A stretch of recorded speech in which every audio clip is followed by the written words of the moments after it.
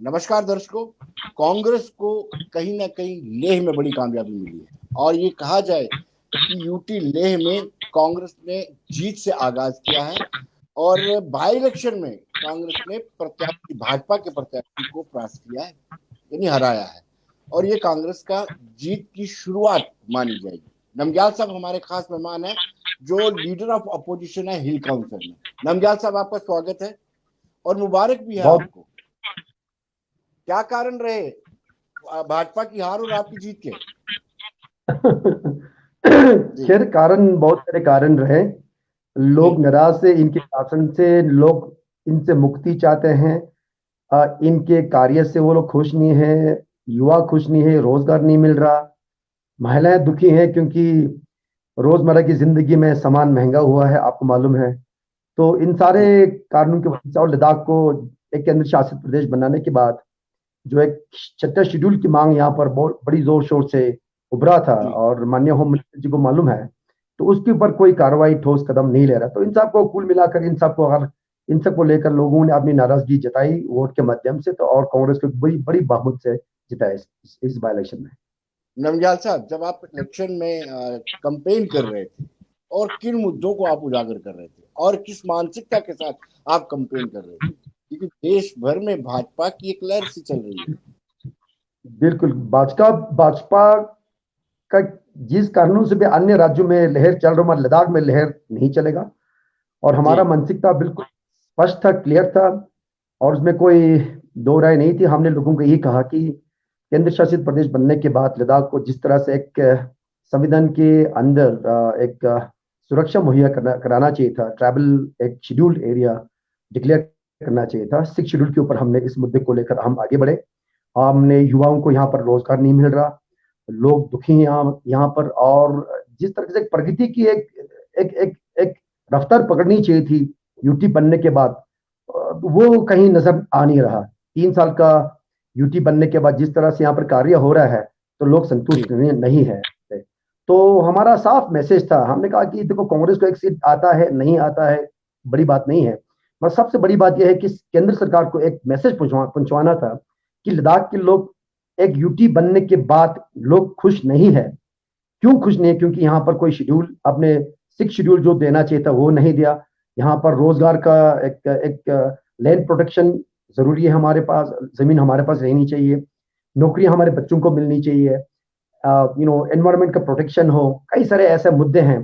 तो यूटी बनने के बाद सारे लोग, सारे तंजीम, सारे मजहबी तंजीम या सामाजिक तंजीम, सारे इकट्ठे होके, सारे संगठन एक होके यहाँ पर एक एपेक्स कमेटी का भी गठन हुआ है, आपको मालूम होगा। तो जी। उसके ऊपर कोई ठोस कदम केंद्र सरकार ले नहीं रही है, और बातचीत का जो सिलसिला जो आगे चलना चाहिए था वो नहीं चल रहा। तो लोग नाराज है आज की तारीख में। मैं साफ सब शब्दों में बता दूं, लद्दाख के लोग इस इन ये बीजेपी से नाराज है। क्यों नाराज है?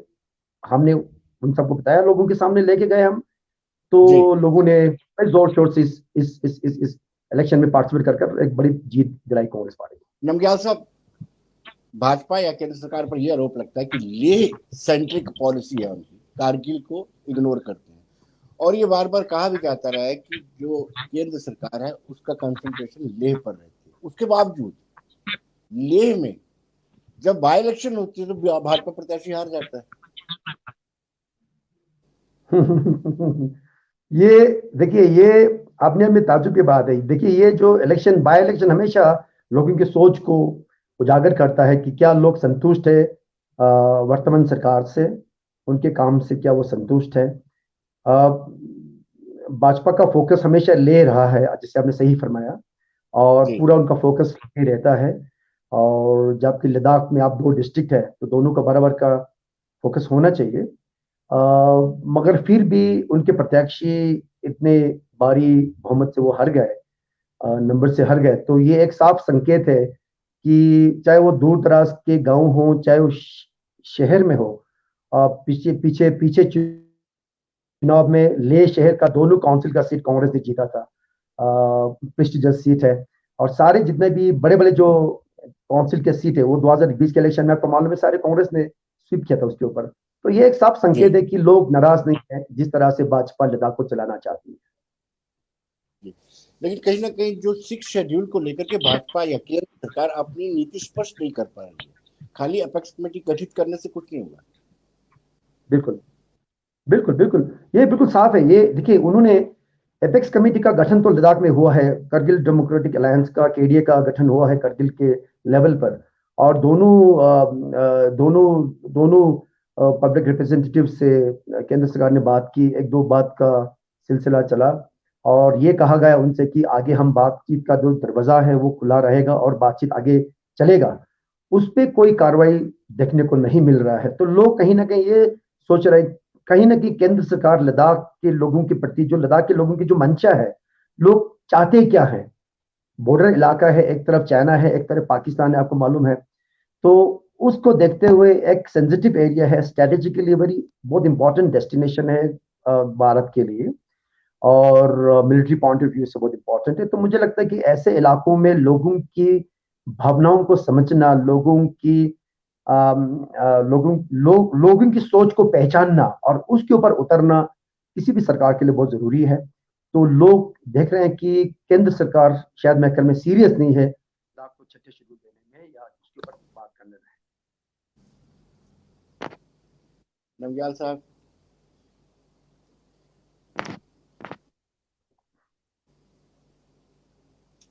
नमग्याल साहब आपका कैमरा, हाँ जी जी। नमग्याल साहब, लेह में शायद उनको पोलराइजेशन नहीं हो सकती है, शायद इसीलिए भारतीय जनता पार्टी हारी है। जी नमग्याल साहब। माफी चाहता, थोड़ा जोर से बोलेंगे आप जी। नमग्याल साहब, लेह में पोलराइजेशन की गुंजाइश नहीं थी, शायद इसलिए हार गई भारतीय जनता पार्टी। मैंने कहा लेह में पोलराइजेशन की हाँ जी, गुंजाइश नहीं थी, शायद लेह में पोलराइजेशन की गुंजाइश नहीं थी, शायद इसीलिए हार गई भाजपा। बिल्कुल बिल्कुल। लेह में लेह में कोई पोलराइजेशन की कोई गुंजाइश नहीं है। लोग पढ़े लिखे लोग हैं, लोग जी समझदार हैं, लोग बखूबी पॉलिटिक्स को समझते हैं। और छोटा सा शहर है, आबादी कम है, हर हर एक व्यक्ति एक दूसरे को समझते हैं, कौन से खानदान से हैं, कौन क्या कर रहा है। तो एक छोटा सा कम्युनिटी है और क्लोजली नीट कम्युनिटी है ये। तो ऐसे जी इलाकों में पोलराइज करना बहुत मुश्किल होगा किसी भी सरकार के लिए, चाहे वो मजहबी लेवल पे हो, चाहे सामाजिक लेवल पे हो, आप पोलराइज नहीं कर पाओगे। पोलराइज करने की कोशिश बेशक हमें देखने को मिलता है कि भाजपा करती है। ऐसे बातों को लोगों के सामने लाया जाता है जिससे लोग पोलराइज हो, लोग अलग अलग सोचने पे मजबूर हो जाए। पर ऐसा नहीं होगा लद्दाख के अंदर। इस तरह की बातों को लद्दाख में तवज्जो नहीं मिलेगा, उसके ऊपर कोई बल नहीं मिलेगा। तो करने की कोशिश करते हैं, आपको पूरे देश भर में आपको मालूम है, बीजेपी तो पोलराइज करने की कोशिश करते हैं, पोलराइज के दम पे वो लोग इलेक्शन जीतने की कोशिश करते हैं। तो लद्दाख में ये जो खेल है वो मुझे लगता है वो चलने वाला नहीं है।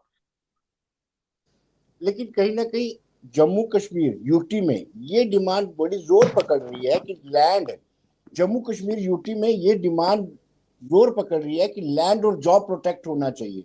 तो लद्दाख में क्या है?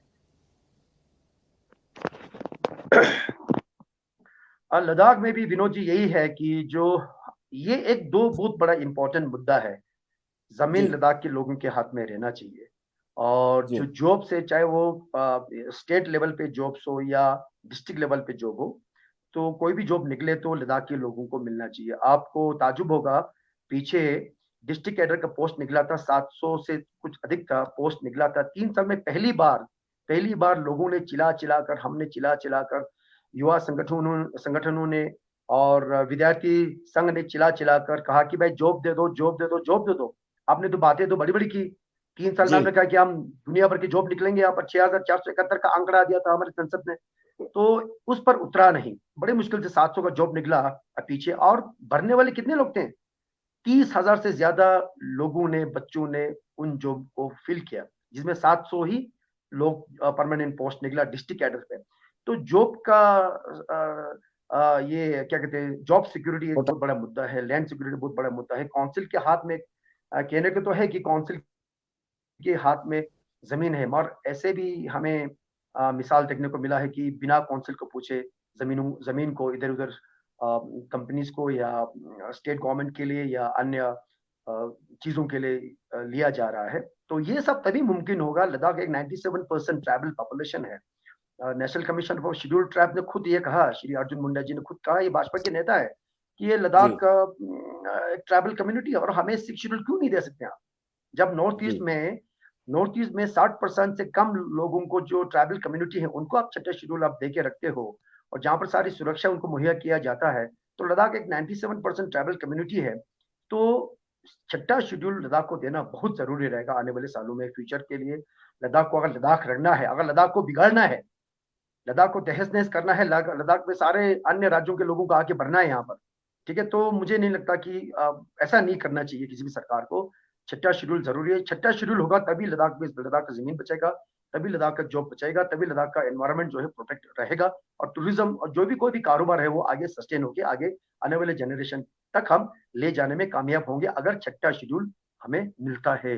तो वो एक बहुत जरूरी एक मुद्दा है। मुझे लगता है कि केंद्र सरकार को इसके ऊपर बहुत गंभीरता से विचार करना चाहिए। नमग्याल साहब, लास्ट टाइम जब गृह मंत्रालय से आपकी बातचीत हुई थी तो क्या एश्योरेंस मिला था 6 शेड्यूल को लेकर? 6 शेड्यूल को लेकर के केंद्र सरकार ने क्या एश्योरेंस लास्ट टाइम दी थी आपको? सॉरी, क्योंकि आपको माइक थोड़ा सा आवाज थोड़ा सी धीमा रही है, मुझे बार बार सामने लेना जाना पड़ रहा है।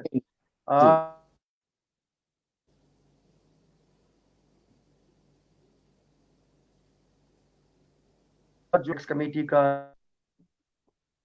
हेलो, हाँ, एपेक्स कमेटी का जो गठन हुआ है उनसे भी एक दो बार का बातचीत हुआ है होम मिनिस्ट्री से, और माननीय अमित शाह जी से भी डायरेक्टली उनसे वार्ता हुआ है, और केंद्र सरकार ने कहा कि बातचीत हम आगे ले जाएंगे और कोई भी शेड्यूल, मतलब कुछ शेड्यूल देंगे लद्दाख के लिए।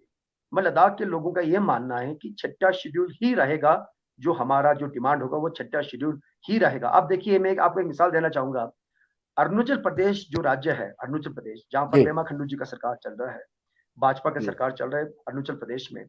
अरुणाचल प्रदेश भाजपा का एक सरकार होते हुए भी, एक फुल फ्लेज स्टेट होते हुए भी, रिसेंटली उन्होंने कैबिनेट डिसीजन लिया और सर्वसम्मति से उसको एक आवाज को, रेजोल्यूशन को उन्होंने पास किया कि सेंट्रल गवर्नमेंट से उन्होंने ये दलील लगाई कि उन्हें 6 शेड्यूल चाहिए, अरुणाचल प्रदेश राज्य को 6 शेड्यूल में लाया जाए। ये एक डिमांड उन्होंने रखी पेमा खंडू जी ने गवर्नमेंट ऑफ इंडिया के सामने। तो एक भाजपा का एक स्टेट खुद ये कह रहा है, ट्राइबल पॉपुलेशन होते हुए भी, कि अगर आप स्टेट भी दोगे तब भी वो लोग जो फिल्ट्रेशन है, जो अन्य राज्यों के लोगों को वहां पर आना, बसना, कारोबार करना, नौकरियों को अपने हाथों से जाते हुए देखना, तो इन सब को तभी रोक पाएगा जब आपके पास एक 6 शेड्यूल जैसा एक 6 शेड्यूल का आपके पास प्रावधान होगा जी। तो ये चीज सरकार ने कहा कि हम बातचीत करेंगे। पीछे जो इलेक्शन हुआ था, 4-5 राज्यों का इलेक्शन हुआ था, तो होम मिनिस्ट्री ने कहा था कि एमओएस ने कहा था कि चले पहले इलेक्शंस को खत्म होने दीजिए, फिर आगे फिर आप लोगों को बुलाएंगे। इवन उन्होंने नाम मांगा था कि ले से एपेक्स का 4-5 लोगों का नाम दीजिए, करगिल से केडीए का 3-4 लोग, 4-5 लोगों का नाम दीजिए। और नाम भी उनके पास है, किन लोगों से बातचीत करनी है, क्या अलग अलग तरीके से बातचीत करना है, कि एपेक्स और केडीए दोनों को इकट्ठे होकर बात करनी है। तो एक सब शब्दों में 4 डिमांड केडीए और एपेक्स ने रखा है सरकार के सामने। जी, तो वो सरकार को मालूम है कि उनका डिमांड क्या है, किन किन किन किन मुद्दों पर बात करना है, किन मुद्दों पर निगोशिएशन होगा, ये सरकार के सामने पूरा लिखित उनके पास पड़ा हुआ है। मगर दुख की बात यह है, आश्चर्य की बात यह है कि उसके ऊपर केंद्र सरकार बातचीत नहीं कर रही है। और क्यों नहीं कर रहे हैं मुझे समझ में नहीं आ रहा। उनको बातचीत करना चाहिए, बहुत जरूरी है बातचीत को आगे ले जाना, नहीं तो इसी तरह फिर करारा शिकस्त लोग अपने वोट के माध्यम से भाजपा को दिखाते रहेगा आने वाले सालों में। नमग्याल साहब, आखिरी सवाल है आपसे, स्टेटहुड की डिमांड को लेकर के क्या है? क्या आप यूटी से सेटिस्फाई हैं या लोग स्टेटहुड की भी डिमांड कर रहे हैं? विनोद जी, आपने सही फरमाया कि जो 3-4 डिमांड रखी है सरकार के सामने, उसमें एक डिमांड है स्टेटहुड का, एक डिमांड स्टेटहुड का है, एक डिमांड है 6 शेड्यूल, संविधान के अंदर 6 शेड्यूल लद्दाख को 6 शेड्यूल में डालने का, और एक दो और डिमांड उसके अंदर। तो स्टेटहुड का भी डिमांड है, क्यों ना लद्दाख में अपना चीफ मिनिस्टर हो। देखिए, लद्दाख एक बेशक लोग कम है, यहाँ पर आबादी कम है, मगर लद्दाख का जो एरिया है, जो लद्दाख का जो जोग्राफिकल एरिया है, वो मुझे लगता है कि one of the largest UTs में से होगा। जब पीछे सरकार के अंदर जम्मू कश्मीर का 69% जोग्राफिकल एरिया तो लद्दाख का होता था, तो लद्दाख अपने में एक बहुत बड़ा क्षेत्र है। आबादी बेशक कम है, 3 लाख के अंदर अंदर है, तो क्यों लद्दाख में क्यों अपना चीफ मिनिस्टर क्यों ना हो, लद्दाख में अपने लद्दाखी लोगों का काउंसिल ऑफ मिनिस्टर्स क्यों ना हो। आप जब 370 हटने के बाद क्या हो रहा है कि जो जो जो लोगों का चुना हुआ प्रतिनिधि है उनका संख्या कम हो गया है। एक डेमोक्रेटिक सेटअप में लोगों का चुना हुआ प्रतिनिधि का संख्या बढ़ना चाहिए। पहले यहाँ पर 2 एमएलए 4 एमएलए होता था, 2 एमएलसी होता था, वो सब खत्म हो गया। अब सिर्फ एक संसद है, लेह करगिल के बीच में एक संसद है, और उसके बाद काउंसिल है, कारगिल में काउंसिल है, उसमें अंदर 26 लोग चुन के आते हैं। लेह में काउंसिल है जिसमें 26 लोग चुन के आते हैं। तो ना एमएलए रहा ना एमएलसी रहा, कुछ भी नहीं रहा। तो लोगों का जो प्रतिनिधि है, जो सरकार के सामने आगे लोगों की बात को ले जाने के लिए, तो हमारा एक ही संसद बच गया। तो लोगों का डेमोक्रेटिक जो सेटअप के अंदर लोग पब्लिक रिप्रेजेंटेशन बहुत जरूरी है। तो मुझे लगता है क्यों व्हाट आर द रीजंस कि लद्दाख को स्टेट क्यों ना दिया जाए और लद्दाख को छठे शेड्यूल में क्यों ना डाला जाए। मेरे ख्याल में देश के प्रति देश के लिए भी, देश के हित में भी है कि लद्दाख जैसे बॉर्डर एरिया को संभाल के रखना, लद्दाख जैसे बॉर्डर एरिया के लोगों को खुश करके रखना। आज तक जो भी सरहद पर जो भी जंग लड़ा गया हो, चाहे वो पाकिस्तान के साथ हो, चाहे वो चाइना के साथ हो, हाल ही में जो 2000 में करगिल का जंग हो, लद्दाख के लोगों ने हमेशा बढ़ चढ़कर फौज के साथ कंधे से कंधा मिलाकर अपनी जान को हथेली पे रखकर देश की सेवा की है, देश को बचाने का काम किया है, आगे भी करते रहेंगे, पीछे भी किया है, आज भी कर रहे हैं, आगे भी हम करते रहेंगे। सरहद को बचाना, भारत को बचाना और हमारे जवानों को सेवा करना तो हमारे खून के अंदर है। वो हर घर से आपको एक फौजी मिलेगा। तो ऐसे इलाके में लोगों को संभाल के रखना, लोगों को खुश करके रखना, एक डेवलपमेंटल प्रोसेस को as per the wills and aspirations of the people के साथ लेके चलना, उस डेवलपमेंटल एक्टिविटीज को इस तरह से लोगों के मंशा के मुताबिक लेके चलना मुझे में सरकार के लिए भी बहुत जरूरी है। और मुझे लगता है कि छठा शेड्यूल एक छोटा सा प्रावधान है, तो देना चाहिए सरकार को, देना चाहिए। सब लोग खुश होंगे। फिर हमने तो कांग्रेस ने तो इतना यहाँ तक कहा, विनोद जी आप यकीन नहीं मानेंगे, जो पीछे 2000 में हमारा जो काउंसिल का इलेक्शन हुआ था, हमने भाजपा के लीडर्स को कहा, स्वयं हमने संसद को कहा, हमने यहाँ पर जो उनके जो लीडर सबको हमने ये कहा, संदेश दिया था हमने साफ शब्दों में और पब्लिक प्लेटफॉर्म में ऑन रिकॉर्ड हमने ये कहा कि आप छठा शेड्यूल लाके दो। आपने 370 हटाया, बहुत बड़ी बात थी, हमारा एक बहुत पुराना डिमांड पूरा किया सरकार ने, हम उनके शुक्रगुजार है। और पर आप छठा शेड्यूल लाके दीजिए, पूरा का पूरा 26 का काउंसिल का सीट आप ले जाइए, हम बिल्कुल प्रत्याशी नहीं खड़ा करेंगे, हम बिल्कुल नहीं करेंगे हम, राइट बिल्कुल बीजेपी पूरा ले जाए अनकंटेस्टेड, 26 का 26 सीट आप ले जाए अनकंटेस्टेड। देखो अगर जब लद्दाख को बचाने की बात हो, लद्दाख की भविष्य की बात हो, तो उस पर कोई कंप्रोमाइज नहीं होगा। उस पर कांग्रेस को जहां तक भी हमें अपने आप को बलिदान देना पड़ेगा, हम बलिदान देने के लिए तैयार हैं। मगर बशर्त यह है कि वो पॉलिसी लद्दाख के हित में हो, लद्दाख के बच्चों के भविष्य को सामने रखकर ऐसा पॉलिसी अगर होगा, तो लद्दाख को लद्दाख रखने का कोई भी पॉलिसी होगा, तो उसमें हम सरकार को साथ देंगे, उनको धन्यवाद देंगे, उनको हम माला चढ़ाएंगे हम। तो ये चीज बहुत जरूरी है। और ये लोग बात करने के लिए राजी नहीं है, संसद इसके ऊपर बात करने के लिए राजी नहीं है। हमारे ऑनरेबल सीसी या काउंसिल में जो भाजपा के जो लोग बैठे, वो आगे इस बातचीत को गंभीरता से लेने के लिए तैयार नहीं है। भाई कल अगर लद्दाख के बच्चों को मुश्किलात का सामना करना पड़ता है आने वाले 10 साल में या 20 साल में 50 साल में, तो आपके भी बच्चे रोएंगे, फिर सबके बच्चे रोएंगे यहाँ पर। तो भाजपा के लोगों के जहन में क्यों नहीं आ रहा मुझे समझ पता नहीं, चाबी कहाँ से लगा हुआ कुछ समझ में नहीं आ रहा मुझे। जी, थैंक यू वेरी मच। नमस्कार।